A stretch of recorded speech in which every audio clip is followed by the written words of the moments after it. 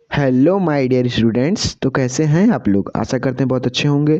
तो चलिए आज हम देखने जा रहे हैं प्रिंसिपल ऑफ कॉन्टिन्यूटी यानी अविरतता का सिद्धांत क्या है, इसके बारे में पढ़ेंगे। तो चलिए बिना देर किए हुए शुरू करते हैं। अविरतता का सिद्धांत, ये समझ लीजिए ये हमारी एक स्टीम लाइन ट्यूब है। ये हमारी स्टीम लाइन ट्यूब है, एक नली प्रकार से समझ लीजिए। और इसमें हम द्रव, आदर्श द्रव प्रवाह कर रहे हैं। और आदर्श द्रव क्या है आपको मैंने पहले बताया था, क्या? शून्य श्यानता और शून्य संपिंडता। शून्य श्यानता, ऐसा द्रव जिसकी श्यानता शून्य हो और संपिंडता शून्य हो, उसे आदर्श द्रव कहते हैं। और ये भी आपको बताया था आदर्श द्रव वास्तव में होता ही नहीं है, हम मानते हैं एक प्रकार से आदर्श द्रव। मान लीजिए इसमें आदर्श द्रव फ्लो हो रहा है, बह रहा है। जब आदर्श द्रव है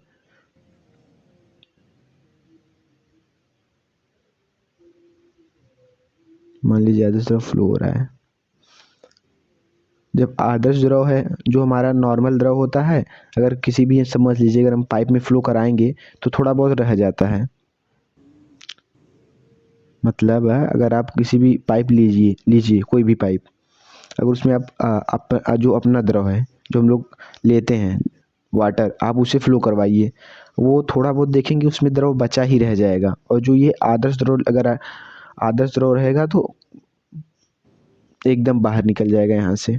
पर लेकिन वास्तव में आदर्श द्रव नहीं होता, ये आपको समझना पड़ेगा। वास्तव में आदर्श द्रव नहीं होता, बस एक प्रकार से माना जाता है। तो प्रिंसिपल ऑफ कॉन्टिन्यूटी क्या है? अविरतता के सिद्धांत के अनुसार यदि कोई आदर्श द्रव, ये आदर्श द्रव धारा रेखी नली, ये कौन सी है? ये धारा रेखी नली है। धारा रेखी नली में प्रवाहित होता है, ये आदर्श द्रव हो गया। ये आदर्श द्रव हो गया। धारा रेखी नली ये है, स्ट्रीम लाइन ट्यूब मतलब धारा रेखी नली, ये धारा रेखी नली है। धारा रेखी नली में प्रवाहित होता है। तो नली के अंदर का क्षेत्रफल नियत रहता है, इसका क्षेत्रफल नियत रहता है। और वेग का गुणनफल भी नियत रहता है, इसका क्षेत्रफल नियत रहता है। कहने का मतलब ये है कि इसके नली के अंदर का क्षेत्रफल जो रहेगा वो नियत रहेगा। और जो उसका वेग होगा, जिस वेग से ये पानी मतलब फ्लो, आदर्श द्रव फ्लो करेगा, उसके गुणनफल का वेग भी नियत रहेगा। जिस वेग से पानी फ्लो करेगा आदर्श द्रव, उसका वेग भी नियत रहेगा। तो अविरतता का सिद्धांत क्या कहता है? यही कि अविरतता के सिद्धांत के अनुसार यदि यदि कोई आदर्श द्रव, ये आदर्श द्रव मैंने इसमें फ्लो कराया, कोई आदर्श द्रव धारा रेखी नली, ये धारा रेखी नली है, जो ये है, जो मैंने कहा ये धारा रेखी नली है, धारा रेखी नली। हाँ, धारा रेखी नली में प्रवाहित होता है। तो नली के अंदर का क्षेत्रफल नियत रहता है, उसके वेग का गुणनफल भी नियत रहता है, बस इतना है। तो चलिए देखते हैं। मैंने आपको यही बताया अविरतता का सिद्धांत, प्रिंसिपल ऑफ कॉन्टिन्यूटी। अविरतता का सिद्धांत, प्रिंसिपल ऑफ कॉन्टिन्यूटी। अविरतता के सिद्धांत के अनुसार यदि कोई आदर्श द्रव धारा रेखी नली में प्रवाहित होती है तो नली के अंदर क्षेत्रफल नियत रहता है, नियत, और वेग का गुणनफल भी नियत रहता है, बस यही। वेग का गुणनफल नियत रहता है, यही बस सिंपल सा है। तो चलिए अब इसे प्रूफ भी करते हैं। कैसे भाई? है तो कैसे है, चलिए प्रूफ करते हैं। आशा करते हैं ये अविरतता का सिद्धांत आपको अच्छे से समझ में आ गया होगा। बस कुछ नहीं है, बस सिर्फ डायग्राम ये देखिए, आप ये फिगर देखिए, इसी फिगर के माध्यम से बताते चले जाएंगे। एक बार फिर से समझाते हैं हम। एक बार आप फिगर देखेंगे तो हम आसानी से बताते चले जाएंगे। बस इतना ध्यान रखिए, ये क्या है? धारा रेखी नली है। ये जो मैंने एक मिनट से डिफरेंट रन से, ये जो है ये धारा रेखी नली है, बस इतना ध्यान रखिए, ये धारा रेखी नली है।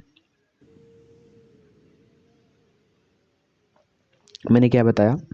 अविरतता के सिद्धांत के अनुसार यदि यदि कोई आदर्श द्रव, ये मैंने बताया इसमें आदर्श द्रव फ्लो हो रहा है, आदर्श द्रव धारा रेखी नली मैंने ये बताई कौन सी है नली है, धारा रेखी नली में प्रवाहित होती है। तो नली के अंदर का क्षेत्रफल और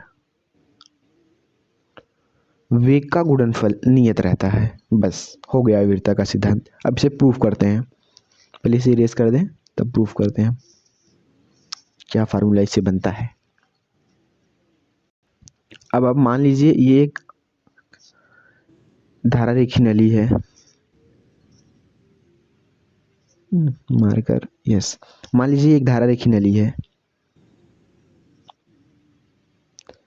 जिसके असमान क्षेत्रफल, यानी जो A1 है ये क्षेत्रफल है, A1 A2 A2, A1 का क्षेत्रफल अधिक है, A2 का क्षेत्रफल कम है, देखने में ही लग रहा है, तथा उनका वेग यानी V1, इधर है वेग V1 और वेग V2 है। तो मतलब धारा रेखी नली का क्षेत्रफल A1 और A2 और उनके वेग V1 V2 हैं। तो क्या, तो हम A1, एक मिनट मार्कर पहले बदल दे तो आपको समझ में आएगा। यस, इरेज कर दें इसे, यस। तो A1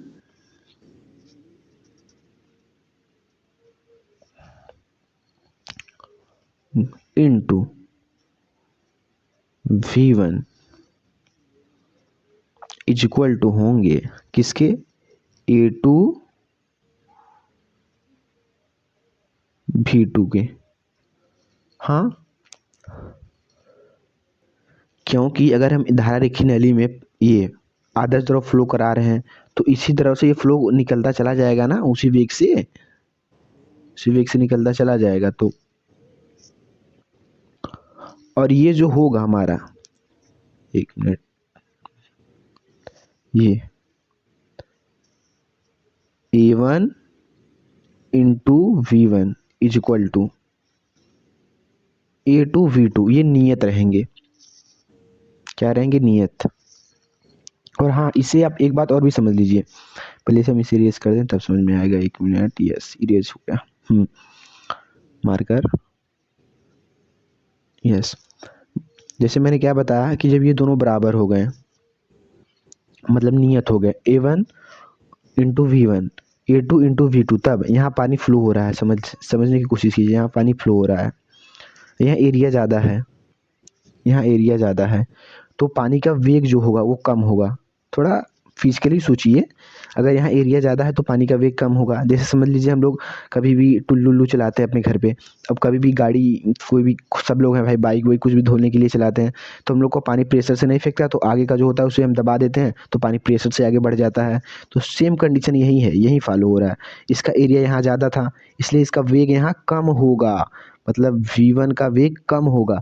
और यही एरिया मैंने कम कर दिया इसका, ये देखिए एरिया कम कर दिया, तो यहाँ प्रेशर ज़्यादा हो जाएगा, यहाँ प्रेशर अधिक हो जाएगा और पानी तेज़ी से निकलने लगेगा। यहाँ प्रेशर मतलब जो V2 होगा इसका वेग अधिक होगा, A1 एरिया का वेग अधिक होगा, सॉरी A2 एरिया का वेग अधिक होगा A1 एरिया के मुताबिक।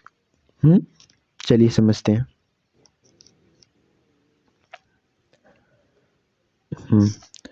माना एक धारा रेखी नली जिसके असमान क्षेत्रफल क्रमशः A1 A2 हैं तथा उनकी वेग V1 V2, तो A1 into V1 equal to A2 V2 नियत होंगे। ये मैंने डायग्राम बनाया है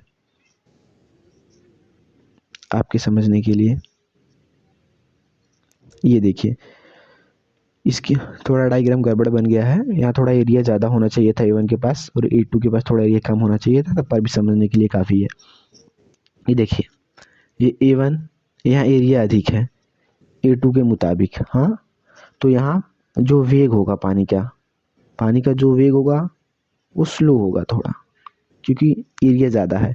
और वहीं इसके A1 के मुताबिक मैंने यहाँ एरिया कम कर दिया A2 पर, तो यहाँ प्रेशर ज़्यादा होगा और पानी तेज़ी से बहने लगेगा।